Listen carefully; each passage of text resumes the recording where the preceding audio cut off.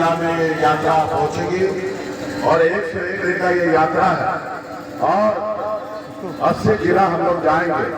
कल रात को वैशाली में कार्यक्रम था, कल सुबह से लेकर रात तक 12 बजे रात तक कार्यक्रम हुआ और लगातार रोज कार्यक्रम हो रहा है। थोड़ा तबीयत भी अस्वस्थ हो रहा है क्योंकि हर जगह पे भाषण देना रहता है। तो इसलिए साथियों आज मैं एक संदेश लेके आपके बीच में आया हूँ कि साथियों, माता बहन, इस संसार में अगर आपको सर उठा के जीना है, मान सम्मान अधिकार के साथ जीना है, तो आपको 2 काम करना पड़ेगा। एक काम, 1 रोटी कम खाइए लेकिन अपने बच्चे को पढ़ाइए लिखाइए। आप अपने हर जरूरत को कम कर दीजिए लेकिन बच्चे को पढ़ाइए लिखाइए। आप अगर कोठे के घर में नहीं है तो सही है, आप झोपड़ी में रहिए लेकिन अपने बच्चे को पढ़ा लिखा के काबिल बनाइए। जिस रोज वो बच्चा पढ़ लिख लेगा तो महल बना देगा आपके लिए और जब उसके बाद वो कभी पीछे मुड़ के नहीं देगा।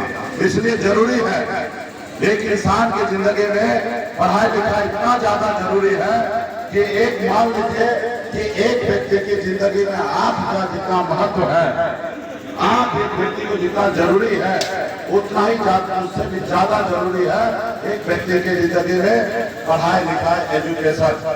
आज मान लीजिए आपके पास 2 आंख है और आपके पास कुछ पेपर पे लिखा हुआ है, आप पढ़े लिखे नहीं हैं तो आप पढ़ नहीं सकते हैं। और जब पढ़ नहीं सकते हैं तो ये मान लीजिए कि यहाँ पर काम कर नहीं है। तो इसलिए इस संसार में अगर सर उठा के जीना है तो पढ़ाई लिखाई सबसे ज्यादा जरूरी है। जब तक समाज पढ़ेगा लिखेगा नहीं तब तक आगे नहीं बढ़ेगा। और दूसरा, अपने अधिकार के लिए संघर्ष कीजिए, लड़ाई लड़िए। जब तक आप अपने अधिकार के लिए संघर्ष नहीं कीजिएगा तब तक आपका समाज या आप आगे नहीं बढ़ेंगे। इसलिए साथियों, ये देश को आजादी दिलाने के लिए 250 साल हमारे पूर्वज लड़ाई लड़े अंग्रेज से, तब जाके देश आजाद हुआ।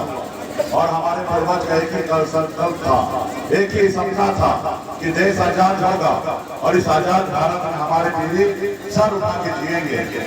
लेकिन हमारे पूर्वज लाखों की संख्या में शहीद हुए, जैसे अमर शहीद चंपा सहनी जी, ऐसे लाखों किसान का बेटा, दलित का बेटा, पिछड़ा का बेटा शहीद हुआ, देश आजाद हुआ।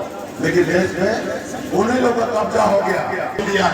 अब वोट की शक्ति पे ये है कि आपके वोट से देश का प्रधानमंत्री और राज्य का मुख्यमंत्री आपके वोट से बनता है। सिर्फ जरूरी है उस वोट को सही से इस्तेमाल करने का। साथियों, अब गरीब का बेटा, एक मछुआरा का बेटा, एक दलित का बेटा भी अपने वोट के दम पर राज्य का मुख्यमंत्री और देश का प्रधानमंत्री बन सकता है। साथियों,